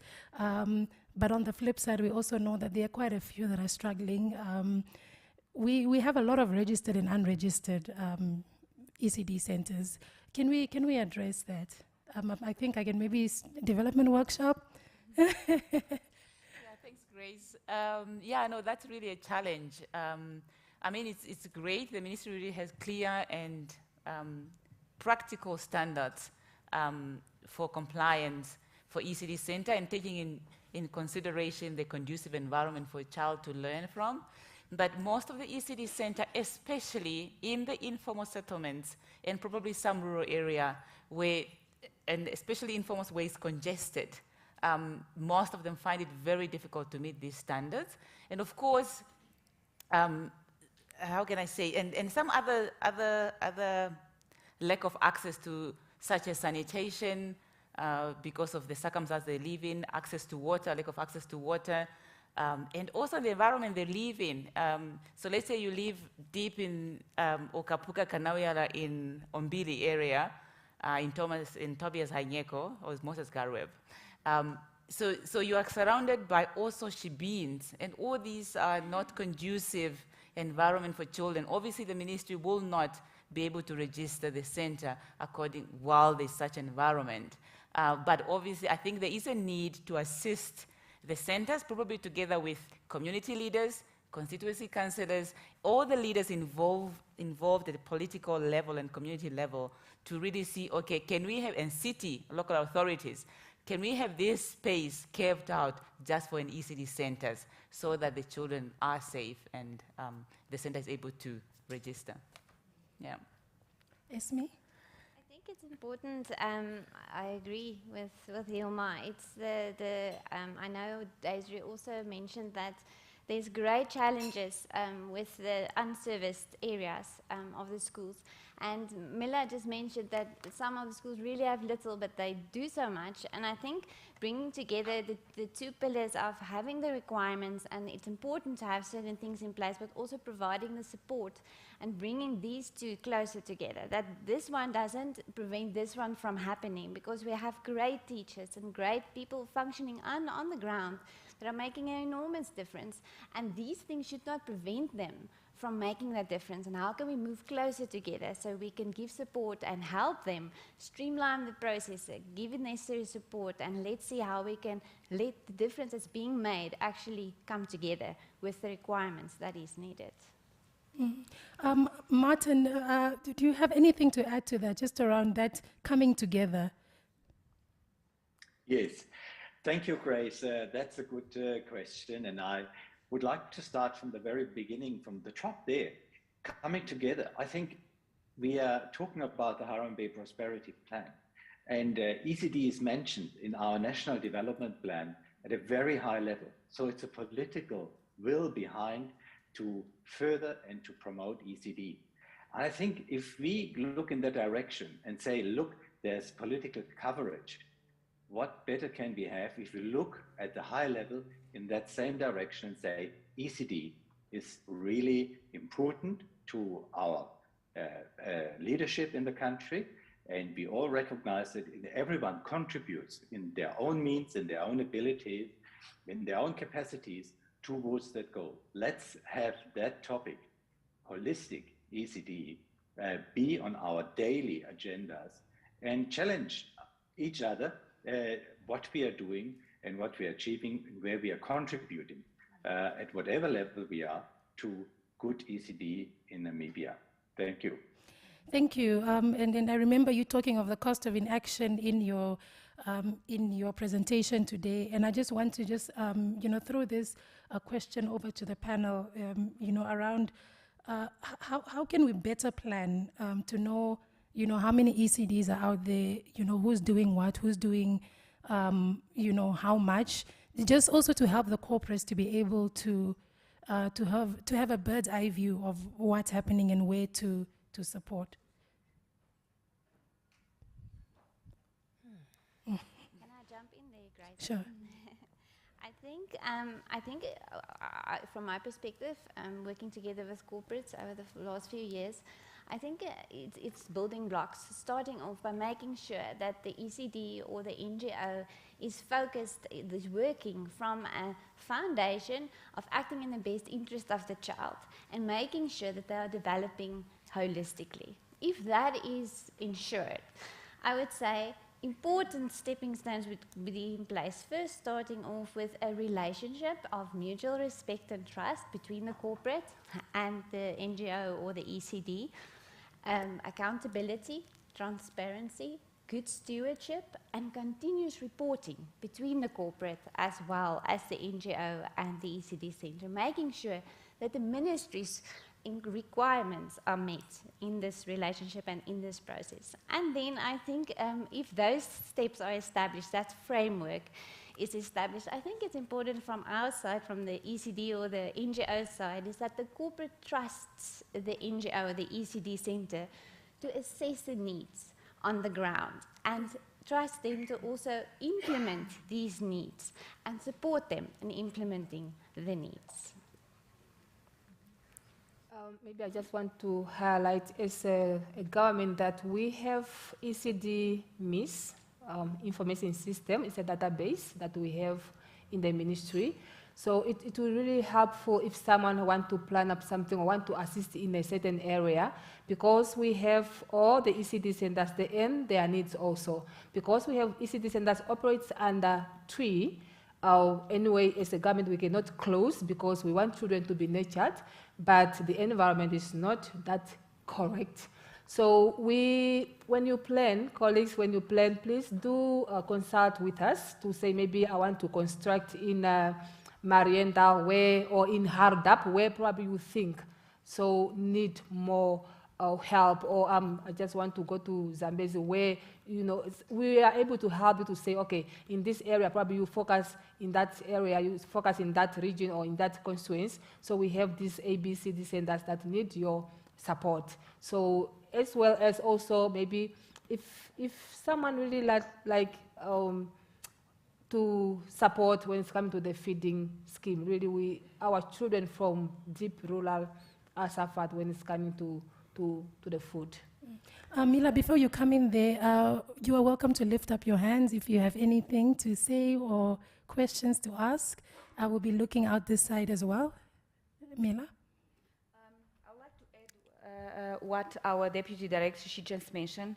I will say to NGOs, private sector, when you want to build a school, or just not to build a school, but you want to support an organization for teacher training, for materials, please just contact our office just to know that you are supporting the right institution, because some of the institutions, they are using unaccredited curriculums, they are using not child-friendly pedagogies, they are not promoting the best practices when it comes to early childhood development, and they are not aligned with our national policies, standards, frameworks, and curriculums. So I will really advise you when it comes to that, before you support any institution in the country, just contact us just to make sure even we can share our national policies, documents with you, and if you give us the name, this is our idea, this is one to support, we will provide you feedback, technical expertise feedback to say, yes, it's possible, that is not because of this and this and this, but that is the way I will say you can approach. Thank you, Mila. That actually addressed my next question, just around how, corporates should know which organizations are aligned with certain ministry frameworks, etc. So thank you for that. There's a hand right over there by Owen L. Good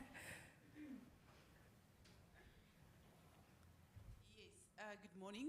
My Hi. name is Alpha from the Ultra Vandalized Group, CSI Department. Hi, Alpha. Thank you. I actually wanted the ministry to share with us the list of the ECDs that they have across the country, in order for us, whenever you do your budgets or having some meeting with your CSI team and so on, and then you know where you can identify where the needs are. That's all. Thank you. Thank you so much. That is possible?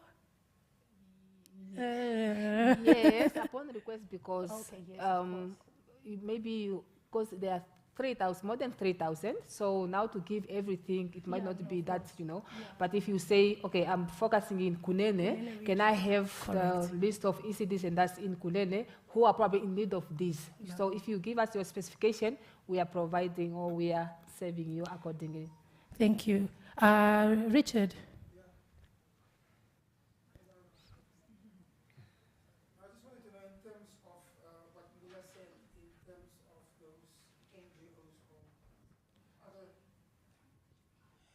Just wanted to find out, in terms of those NGOs or other organizations that we want to support, don't you have a system like NQA where you can just check with them and then you give them a certificate saying that you are valid or something? We do. Please. No. Yes. Yes, we do have the list of organizations that are offering ECD programs or trainings, and they are accredited by NQA. We have, even though you call NQA themselves, they can provide to you. Yes, we do have. Okay, I'll just take another question before I go back to mine. Hi, mine is not a question. Oh, okay, sure. A suggestion, if sure. That's okay. Hi, my name is Barry. I'm representing UNICEF, and I just wanted to have an addition to what you are rightly asking as to what corporates can do. And one of the things I think we tend to do, or we tend to ask from corporates, is always to look outside, what they can do outside. But I wanted to perhaps as well have an internal reflections for corporates or private sector, in that what can you do internally in your institutions, because you are having employees, and therefore that is already a start through your family-friendly practices in the institutions that we are currently having. We have some of the biggest employers here, whether it is ShopRite owners and so forth. Those are the type of initiatives that you can start.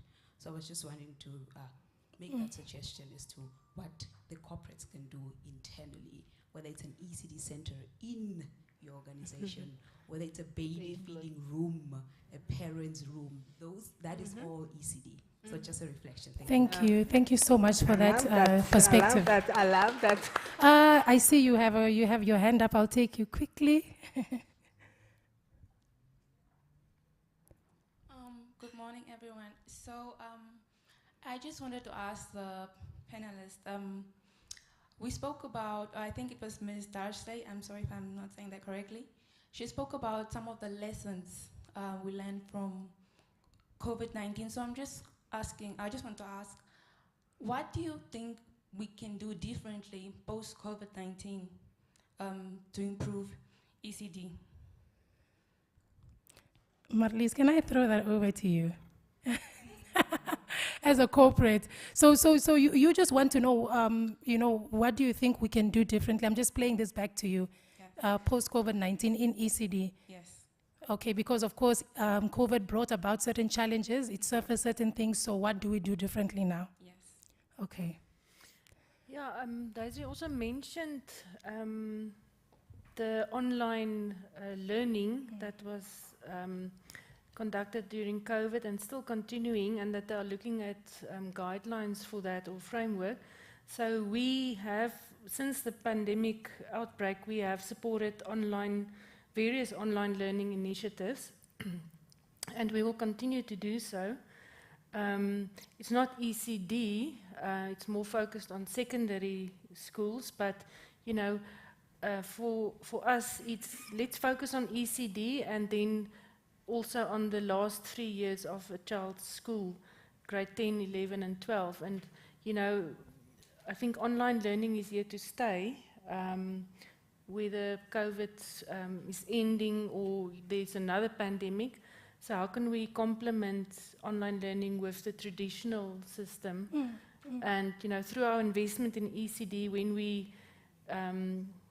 we support them again from grade 10 onwards, we hope to see that our investment in ECD has made a positive impact. Thank you. Audience, can I ask for 10 more minutes of your time? Approved? Thank you. Do you have anything else to add to that question before I'm... Add the fact that before COVID, families, they still generate income, right? Even if it was too little, because we know we have a lot of families, they have a little income, but at least they could afford a lunchbox. After COVID, parents, many families, they lost their jobs. They lost their income. They lost the means to buy food to send to children when they go to the ECD centers. So, and some of the children, they didn't return to school. That was also one of the factors, was financial reasons, right? So that's why I think post-COVID, in the emergency case also came this feeding program. Hilma spoke about it. So I may say probably now everyone is talking about the feeding program. So because that was one of the reasons why we need to have much more feeding programs than we had it before. So that's one of the reasons I would like to add. No, thank you. Martin, I would like to go over to you. There is a question I had around the SIB, the Social Impact Bond. I'm curious about cases in other countries. Maybe you can mention one case, and also the risks, you know, if any. Thank you, Grace.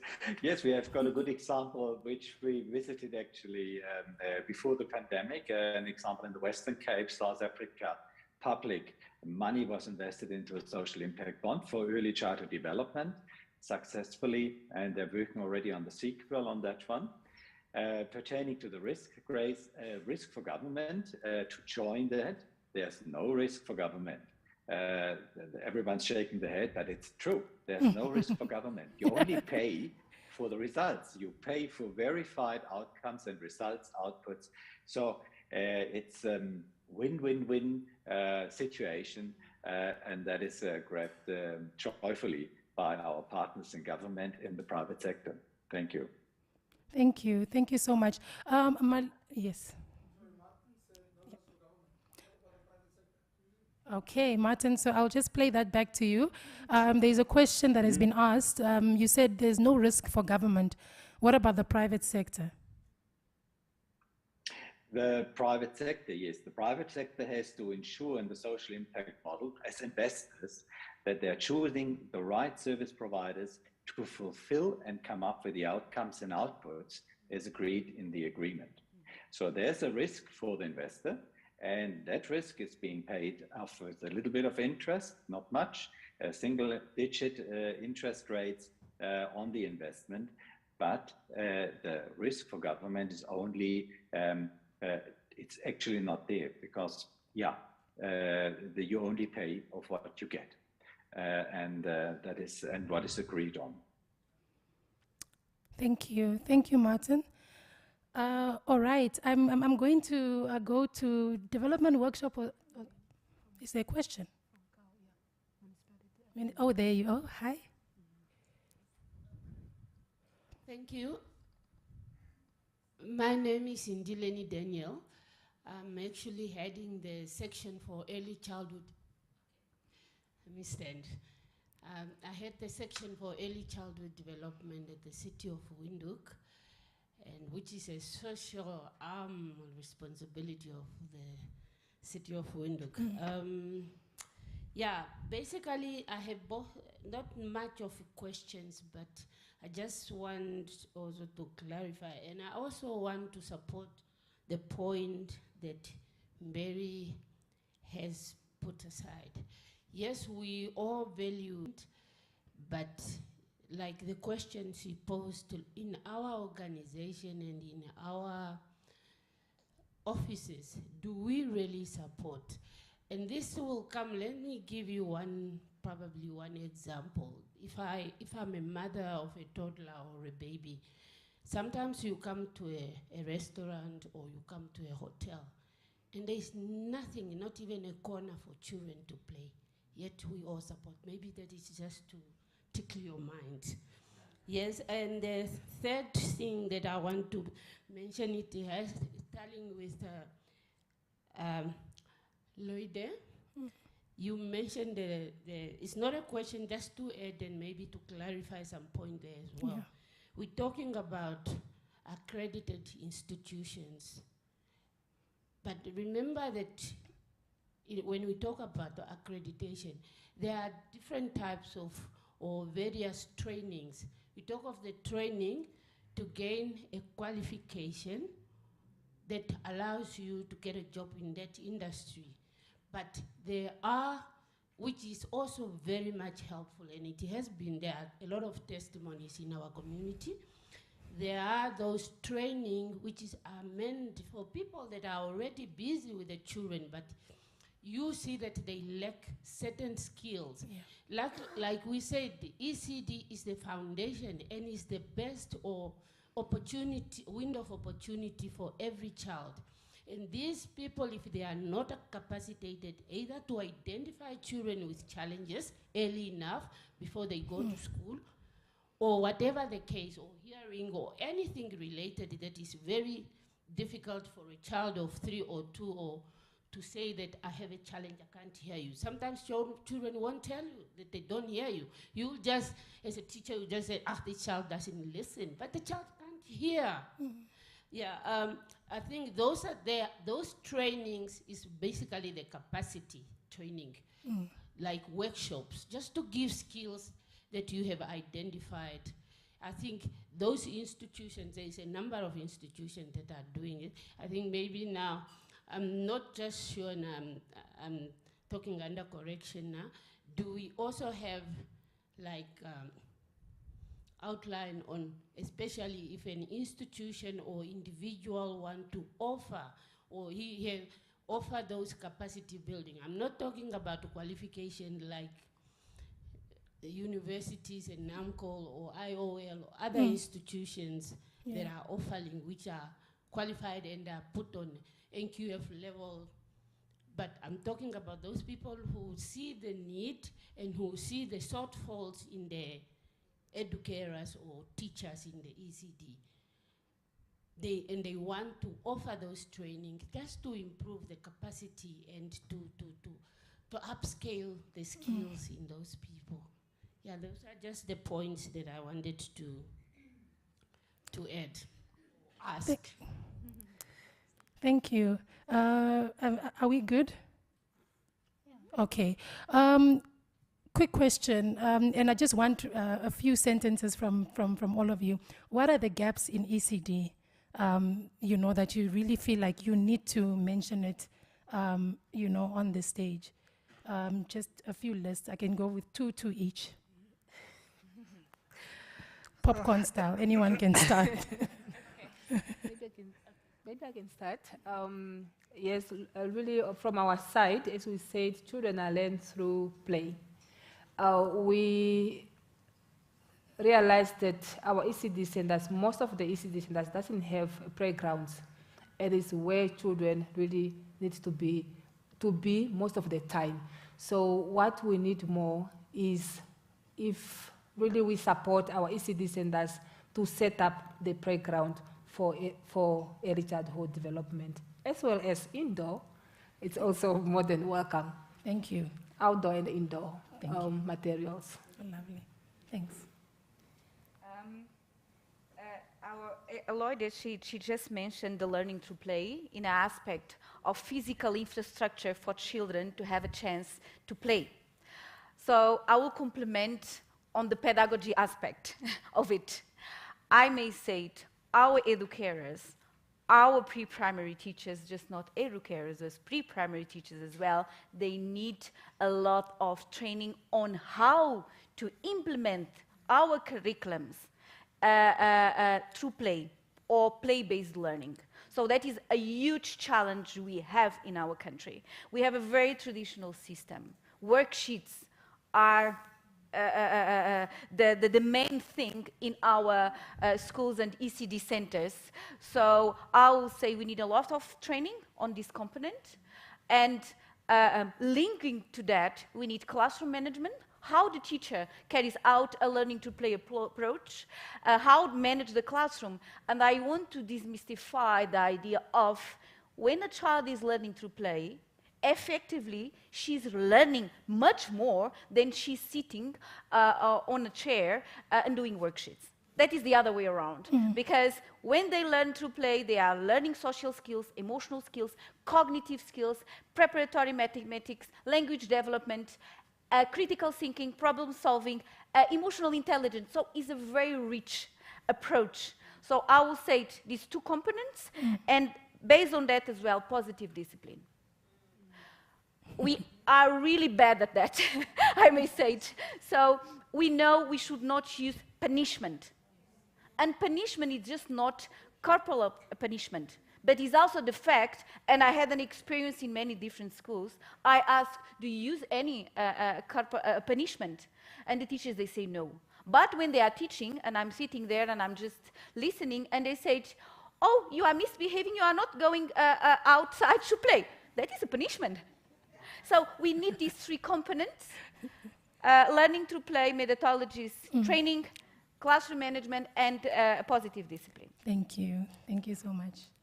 In your space? Yeah, I think what I would add is that the gaps are also in learning and teaching materials for ECD Center, quality learning and teaching materials, and also awareness, campaign awareness for parents and families to really understand the importance of early stimulations and the benefits of it in children. Thank you. Marlies?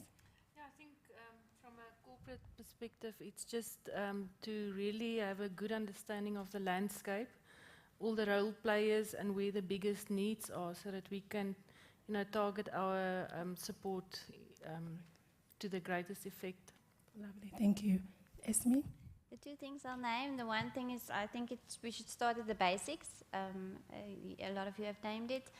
Providing the basic needs of the schools and then making it go out, like say basic electricity, sanitation, all those things, so that in the end electricity, we can use the e-learning platform, but as well as with Miller, I agree that it's important in the classroom, what we experienced, that's why we developed the day-to-day program. We have an awesome curriculum from the ministry, but make it practical on the ground. Give the teachers a tool that they know what they have to do day to day. And we've seen that really helps them, having mentorship and peer-peer initiatives, peer-to-peer initiatives. Thank you. Martin, how about you? Thank you. All agreed and supported what my colleagues said. I think the alignment for the future of the children towards primary school, that's very necessary. That the ECD centers with their teachers, with their children, really see where do they go from the ECD centers. They go to pre-primary, in the best case, or primary school. So an alignment, a projection, an exposure to school, and the focus on that one is very helpful when they will enter the formal education in grade 1. Thank you. Thank you. Richard, you had your hand up. You still remember? Okay. Sorry. I just want to understand, because we also support in the training of the ministry, ECT, towards those carers. What Mila just said, all of those, are they not included in that training, that 7-week training? And if not, what's the future? Are you going to bring that in? I'm a little bit between, you also did the ministry as well, Mila. So please, can I understand? What Mira said is part and parcel of the training manual that we are using as a ministry. Yes, they are part of it. It sounded like a gap. Mila? Hello. Can you hear me? Okay. So yes, we have a component on actually our training program for the 7 weeks training. It was designed by NIED in 2009. Actually, currently, we are revising that training manual, and will come out very soon, this year, in a couple of months, and we'll start training our educators based on this approach. What we have it is, and as you know, we have our training manual as a ministry, which covers the learning through play. But the difficult part is, how do I implement the curriculum in this specific way? That is a challenge, I will say.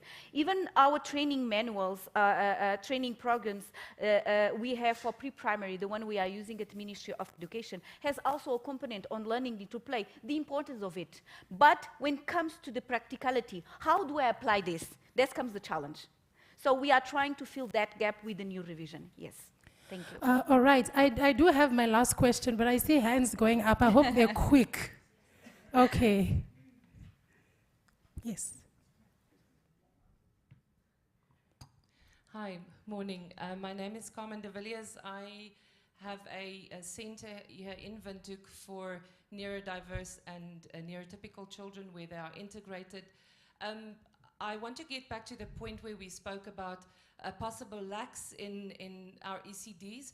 You know, those are the spaces that we rely on our teachers to be able to identify children who are neurodiverse so that we can do training for teachers in that area, and we can start with early intervention. You know, it's very tough for our teachers, if we know what the study materials look like, that they are not trained adequately to be able to identify even just basic learning difficulties, never mind neurodiversity, and never mind integrating neurodiverse children with neurotypical. So maybe for a next wonderful event like this, we should maybe discuss in our ECDs, what is our plan? And maybe somebody would like to you know, answer that here. I'm sure that you guys do have plans. How do we, and I also work in the very rural areas in the north of Namibia, where I spend a lot of time with our communities there. So, you know, they hide those children. Many of our children here don't get into centers because there's no space, there's no qualification. Is there a plan for these beautiful children in our country who are neurodiverse? What I can say, yes, we are aware of the need. That's why in our new curriculum, 0 to 2 years old, you have a component on early identification and the ways you can stimulate the child in early age. So that is already a component in our 0 to 2 curriculum. Like I said, will come out very soon. So because we have the identification of, based on the age group, what the child is supposed to be do by that age. We give a specific time frame, for example, a month. If the child doesn't reach in a month or two, what are the activities you're supposed to do and stimulate the child at specific age, and what can be the reasons of that developmental delay, and what the development. Okay. And what about our children who are Down syndrome, our children with other diagnoses like CP, and they are in our communities? You know, not just learning difficulties or learning delays, but in fact, physical disabilities, cognitive disabilities, and you see there needs to be a lot of training in terms of understanding diagnoses in this country. And what we don't have is we don't have enough centers where, and we don't even have enough space in these centers to help with that. So maybe that's just something we can think of for the future. Thank you very much. I appreciate it this summer. Thank you. I just want to answer or add something what you said. Actually, in our curriculum, in our training manual, we are busy revising. We have a component on inclusive education, how to do the early identification and the way forward, and referrals, what the parents and the educators, they need to contact to for further support. Thank you. Thank you. Thank you. Thank you for that. I think that was the clarity. that we were looking for, is that inclusive approach. Esme, do you also work with children with special needs as well in your space? We are partner. We partner with partners in the community. Okay. We do the awareness. We have a social worker Annika who's really great with it. She helps with identifying the children, and then we connect them with people in the community that helps with these gaps. This development needs. All right, I'm going to ask my last question. I think this platform is great, was great, but I think, it just scratched the surface. There's clearly still so much, we can discuss, but, just to end with the so what, what does this mean moving forward? How is network built? How is collaboration built? How does a beautiful world of collaboration look like to you guys? Really, from my side, if you look at my face, it's really like you make my weekend even to be a bright weekend. Why? Because of this networking that we are in today. And then for me, I see if we could really maybe plan to have such kind of, sharing, kind of, talking to one another on what should be done, maybe like twice a year. So we really get maybe on the next time we do, like, what is that you did in your area or in your company, so that we really learn as a ministry even to record or to have it, in black and white, because some of the things that you people doing is really amazing, but they are not recorded. They are not with us. So if we could have this platform and also bring in of what we are doing in the community, it really gives us, a wonderful work be done.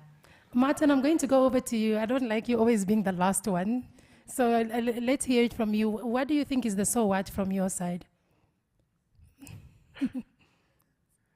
The so what, thank you, Grace. The so what is, let's keep the focus of our work and the future of our country to the children. The children are our future, they are the future, and within 10 years, we can choose between contributor to society through education, or maybe we have to bear a burden in delinquency in the worst case. So we have to really make a choice, and the choice is today. So put it on our agendas at corporate level, at ministry level, at department level, at the household level. Children are the focus. Children are the future, and therefore let's have more events like this, where we join hands, where we exchange best practices, and go forward with it on high level and every level agenda focus on the child. Thank you. Thank you, Martin. Thank you, well said. Mila? I would like to also emphasize what our Deputy Director, she just said, about support one another, work, collaboration, cooperation. Because many different institutions we have in our country, we work in different fields. Some of the institutions, you build schools, another ones you build playgrounds, another ones you do teacher training, another ones feeding programs. Let's support one another and to see what matters at the end is the child. So please don't think that this is just my area, I'm just working on this. No, let's cooperate together. Let's share resources. Okay, you build a playground, but I have the materials. Let's see not to take the centers or the areas as my ownership things, but take the country and the child, because what matters at the end. And like Martin said, the child or children, they are the future. And as Luis Pastor, he said, when I see a child, makes me feel two sentiments. Respect for what he is, and tenderness for what he is, and respect for what he may become. Let's keep this in mind when our organizations, they are working. What matters is the child, because you can have in our ECD center, in our classroom, the future president of this country. And we, as an ECD practitioners, educators, we shape lives. Please, let's keep this in mind. Thank you. I'll go over to you, Hilma. Yeah, I think for me it's also two things that links in with other colleagues is coordination of activities, I think, would be our so what going forward among the key players in the sectors, and really coordinating those activities that we have a bigger and a greater impact. The other one is Capricorn Foundation. I think, thank you very much for this platform. But I was thinking, obviously your hands are full with many other things, but I was thinking, why don't we make this an official platform? It's a forum. It becomes a forum that shapes and discusses ECDs. So, Meloide, I see Martin I'm is talking on clapping. behalf of government now, but I'm just thinking it's really a great initiative. And if we can have such a forum, it will also assist in coordinating activity and the social investment that corporate sectors are making. Thank you so much. Esme, I'm going to move over to you. I wouldn't agree. All of you said what I also had on my heart. It's a great privilege to be part of today, and I really, really would like to encourage more of this. And I think my heart will be that we will move closer together with regards to resources, skills, whatever it is we are all doing in the community, and meet that in-between gap where what is already happening on the ground, just lift those people up, those strengths and those capacities in making an impact and a difference. Thank you so much. Before we move to Marlies, I don't think I'll be forgiven if I don't hear this question or comment. Open on that table. Good afternoon or morning? Still morning. Good morning. My name is Nancy Wachikoka. I'm the CSI consultant for MTC. I would like to thank Capricorn Foundation for the platform. I would just like to challenge the rest of my corporate colleagues that are here, because most of the times it's wonderful to meet at these forums, but we need to make the real connection. Yeah. So I would expect a call or an email from Capricorn Foundation, from my colleagues, ONL, and maybe the other colleagues that are here, because most of the time we get to these forums, but we don't roll up our sleeves and do the work. As MTC, we've been supporting over 100 ECDs already in the country with our development partners, DWN, and I hope that we can take this and move forward to make a real change and not just have these wonderful forums to discuss these issues. Thank you. Thank you. Thank you so much for that. Indeed, it shouldn't end here. It really shouldn't. Yeah, and then with that said, we have come to the end of our session today, and I would just like Marlies to end us off with her so what, and also with her closing remarks for this session. Thank you, Grace. Yeah, what is very evident in the room is that there's a lot of passion and so this will not be the last. We've set a good foundation now. We will definitely plan another one for later in the year. Maybe when the new curriculum is out, we can workshop the new curriculum. And we will definitely collaborate more with the corporates, like Nancy said. And for us, if you only met one new person today that you've never met before or didn't know what they were doing, and now you've made a connection, if you only had made one new connection today, for us it was a success. So let's continue the conversation, let's continue focusing on the Namibian child, and let's continue to be connectors of positive change. So thank you for joining us here. Please stay in touch, and we'll definitely see each other again. Thank you, panelists. Have a lovely weekend, everybody. Thank you. Yes. We are done.